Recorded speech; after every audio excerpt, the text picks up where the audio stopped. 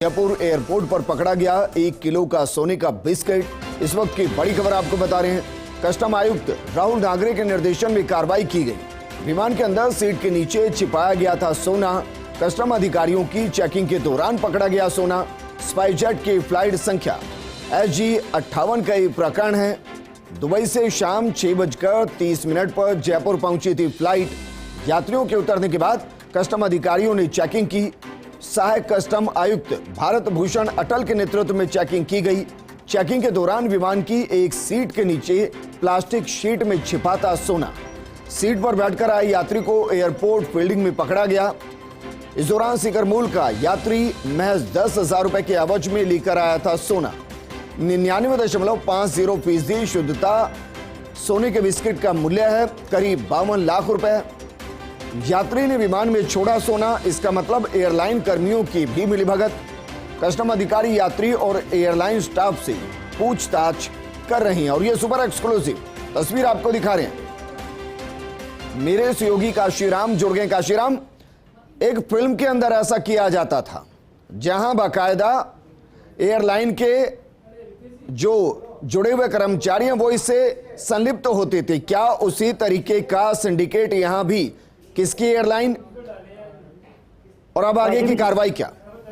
जी vision, बिल्कुल आपने ठीक कहा। एक सिंडिकेट ही मालूम हो रहा है। जिस तरह की कस्टम अधिकारियों की जो पूछताछ है और वो जिस दिशा में बढ़ रही है, उनका कहना यही है कि जब रमेश चेकिंग की गई, पूरे विमान की जांच की जा रही थी यात्रियों को उतरने के बाद, तब एक सीट के नीचे से ये सोना बरामद हुआ है और सीट के नीचे करीब 1 किलो सोने का ये बिस्किट मिला है, जो कि एक प्लास्टिक सीट थी उसमें छुपा हुआ था।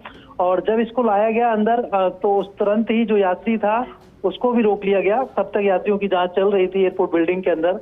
और उस यात्री ने पूछताछ में ये स्वीकार किया है कि वो केवल 10,000 रुपए में ये सोना लेकर आया था।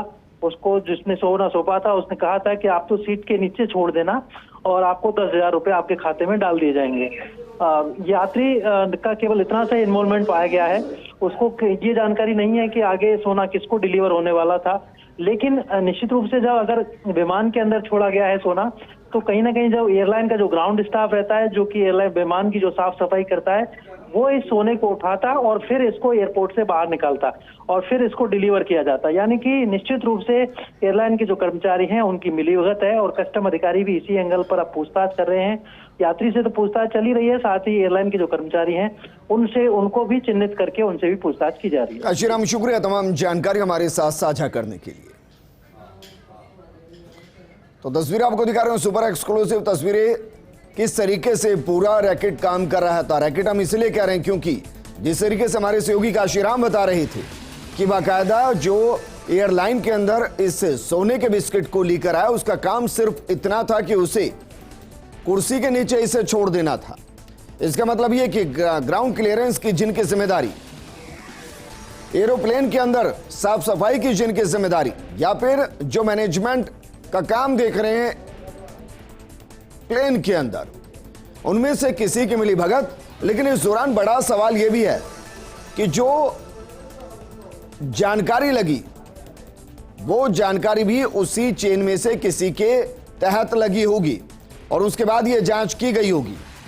विमान के अंदर सीट के नीचे छिपाया गया था सोना, जिसकी तस्वीर हम आपको दिखा रहे हैं। और स्पाइसजेट की फ्लाइट्स, जिसकी संख्या भी हम आपको बता रहे हैं, 6:30 बजे दुबई से जयपुर पहुंची थी और महज 10,000 रुपए के एवज में ये सोना लेकर आए थे। और ये सुपर एक्सक्लूसिव तस्वीर आपको दिखा रहे हैं। देखिए जरा किस तरीके से सीट के नीचे प्लास्टिक के बैग के अंदर ये सोने का बिस्किट छुपाया गया था, जो तस्वीर हम आपको दिखा रहे हैं। और इसमें कोई अतिशयोक्ति नहीं हो सकता है।